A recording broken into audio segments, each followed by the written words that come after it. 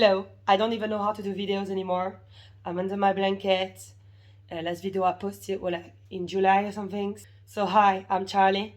Basically wanted to speak about bereavement today. So, if it's not something you are into or you don't want to hear about bereavement, please pass your way. I might speak about things, that might trigger you.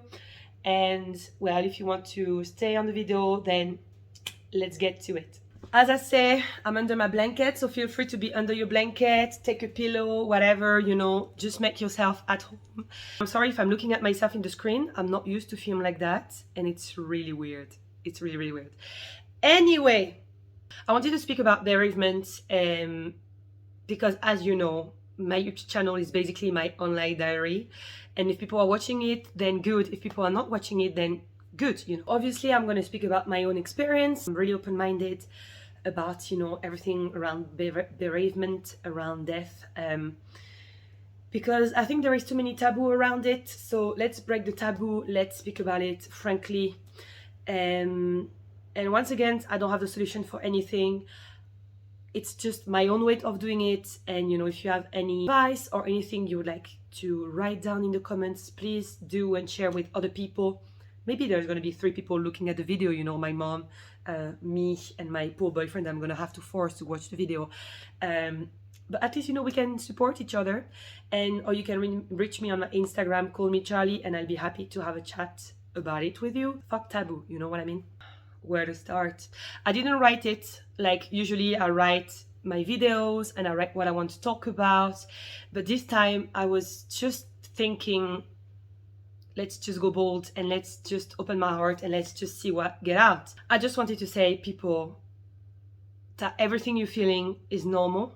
Everyone that is going through bereavement, I can tell you, everything you're feeling is normal. To feel nothing is normal. I didn't feel anything for more than a year. I thought I was feeling things like happy feelings, if you know what I mean. I was feeling pain, definitely, and all the negative feelings, I was feeling them very, very much and very, very hard and very, very strong. But I was not feeling happiness. I was not feeling joy. I was not feeling like, it will sound cliche, but food was not tasting the same. Life was not the same, okay? Like the sun was not hot and warm as it was before. Like everything changed, okay? And it's so normal, and we shouldn't feel that we are broke or something is wrong. It's normal. The body is trying to protect you. It took like a year and a half almost. And one day just completely opened up, just completely blew, and all my feelings were back. One of the first things I love doing is write to my dad. So yeah, I lost my dad. Breaking news, if you haven't watched any of my videos, hello, call-me-charly, lost my dad to suicide in January 2019, so almost 3 years at the time I'm doing this video. So yeah, I bought a notepad, slithering, the best, and I'm writing to him. So at the beginning I was writing to him all the time, and actually I just opened my notebook just now and I realized that the last time I wrote him was actually almost a year ago. Congratulations to me. The thing that happened is, with COVID, we all been impacted in a different way, and in 2019 I managed to start my grieving, my bereavement, but then COVID happened. So I went to France, well, obviously when my dad died, and 2 times after that. The problem is I've been grieving from afar, so it's as well, I'm going to speak about my own way of grieving, but from living abroad.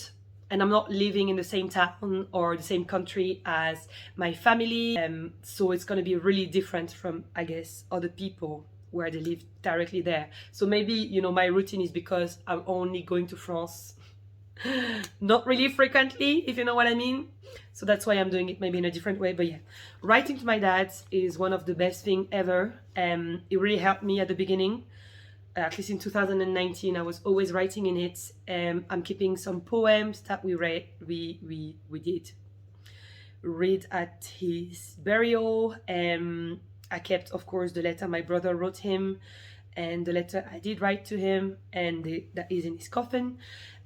Sometimes I reread it if I just need a good cry, or it's it's just my own way to do things.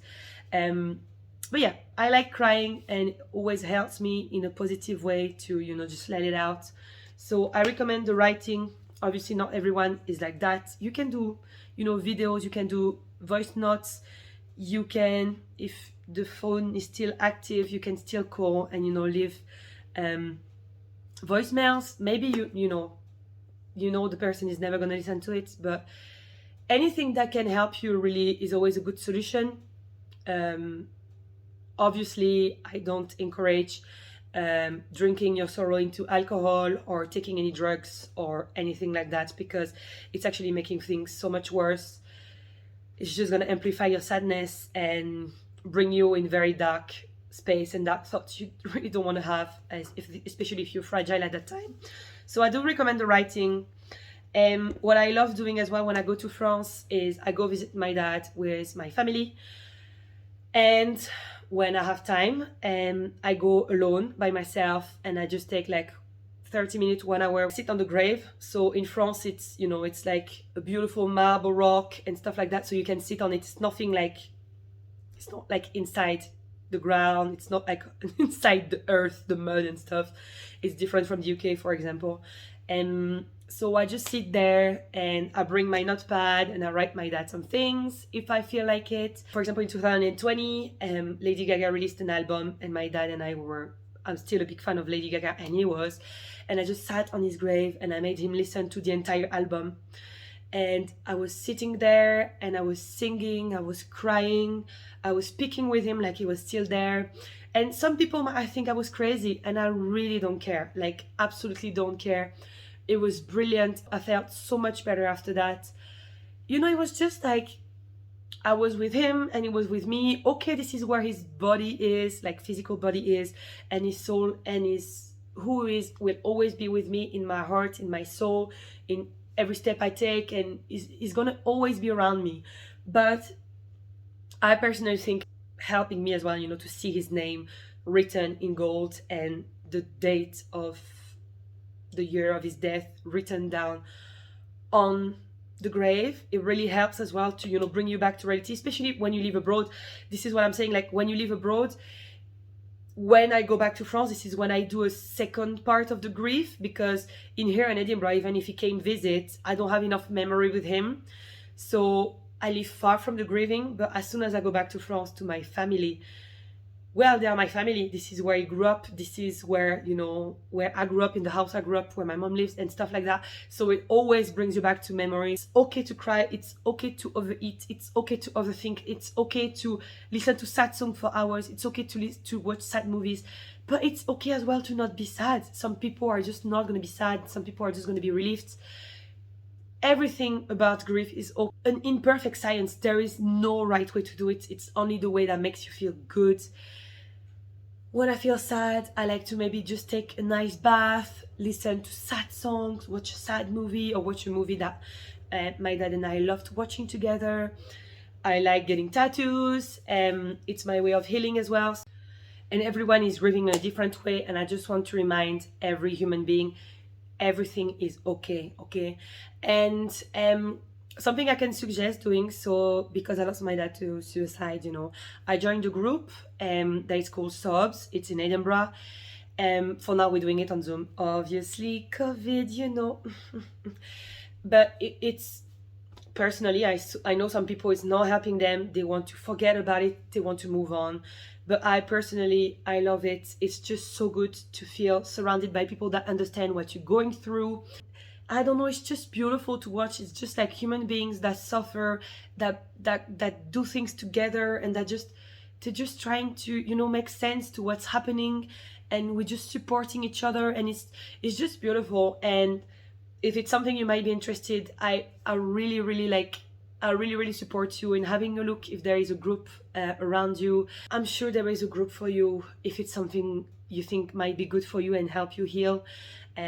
And there is no obligation. Do what you think is best for you. And now, if some people watch that video and they maybe didn't lost anyone, or you lost already someone, so you know what is grieving, just remember that someone, your friend, your best friend, your cousin, anyone that lost someone, even if you don't know what to say, Just be there and listen to them speak. Okay, some people, they need to speak, they want to speak, and just to show that you are an ear available to listen can help so many people. Like, just to know that they can be heard and they can be listened by someone. Just do what makes you feel good. If you want to not speak about it, it's fine. And if you want to be a good listener, a good friend, or just show your support, just even a wee text, just even a wee text, voice call, anything, to show the support to the person is always good. It's gonna get better, it's gonna get easier, but it's always gonna be difficult. And it's not because it's already been 5 years that you lost someone that you should be ashamed of, be like, oh, I'm not gonna speak about it anymore because it's been 5 years. People, I'm not gonna annoy people with that whole story, they already know it. Every year I speak about it. It's fine, okay? Everything you feel, you are legitimate to feel. Everything you feel is fine. And embrace that feeling, okay? It's okay to be sad, and please embrace when you are sad. These people that are always like, oh, stop being sad, come on, life is beautiful, there is always worse. Shut up, okay? If I want to be sad, I feel legitimate to be sad. I have the right to be sad. I have the right to be happy. I have the right to be sad. I have the right to be angry. All the feelings you can feel as a human being, you have the right and you are legitimate to feel it. And please embrace it. I know it's going to be hard, but from my own experience, holding it and be like, I'll be sad later, and you're building up, the last drop is the worst, and then you just end up having, personally, panic attacks and all this kind of shit. So it's just better to, if you feel sad, just cry on the moment. Just don't push it and wait and be like, oh, I'll see you another time, I'll be sad another day. It's not great. Just, if you feel sad, be sad, embrace it, embrace being sad, and take your time, breathe, do whatever you feel is gonna make you feel better and make you feel right. And that's all I had to say. So this video was really not written, there were no script or nothing, but yeah, I just wanted to remind people it's okay. It's okay to be who you are. It's okay to feel what you feel. It's okay to not feel at all. You're not broken, you're not damaged. It's just normal. It's just your body trying to protect you. And please be kind with yourself. Take care of yourself.